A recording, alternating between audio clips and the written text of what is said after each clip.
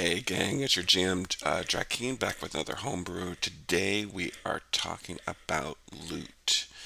So this is one area of the game that I've just seen a lot of complaints from other players about, and I've seen, when this is mishandled, it can cause, it can ruin games. It can ruin the table, and really in people's enjoyment of the game. And I've been a part of games where, one player will, tends to claim pretty much every item we find is theirs, and there's no even attempt at being fair or equal.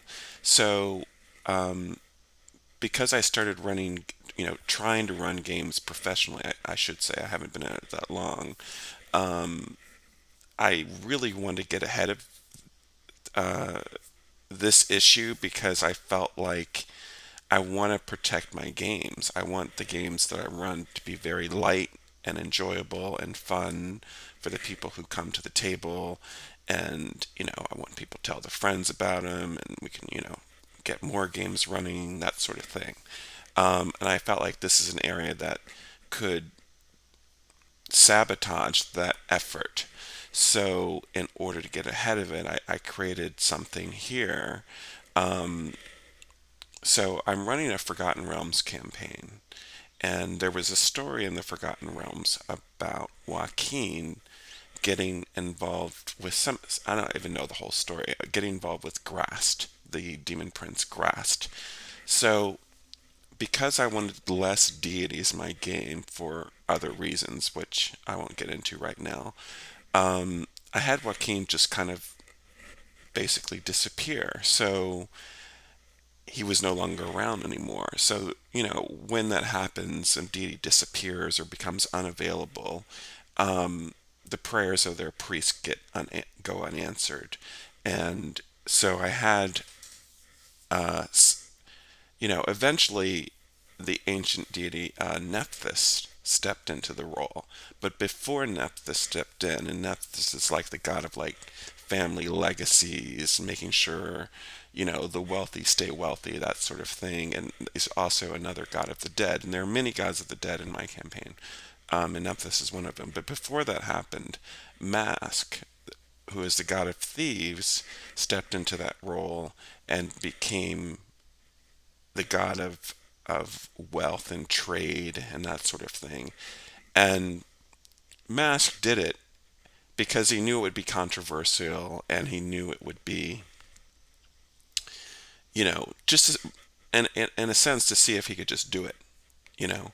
And initially the merchants were not crazy about it. So right away he wanted to set up monetary policy that would be fair for everyone involved. And so he came up with this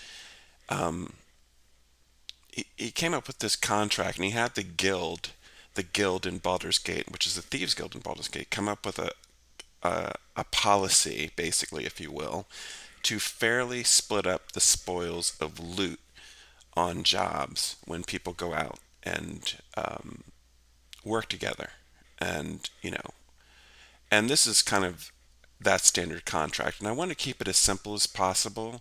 So basically the concept is everyone works under a guild's standard contract unless you specify other words. And you have the people who are the primaries on the job and the people who are the secondaries on the job. Usually the primaries are the people who, came up with the whatever the, who are running things. Usually the player characters, usually the PCs, okay? And anyone they hire are secondaries, like their guide or their scouts or maybe somebody who has some information about what the quest is or whatever. Those people are all secondaries. So all the primary people in the job, you know, they get first pick if you find some loot.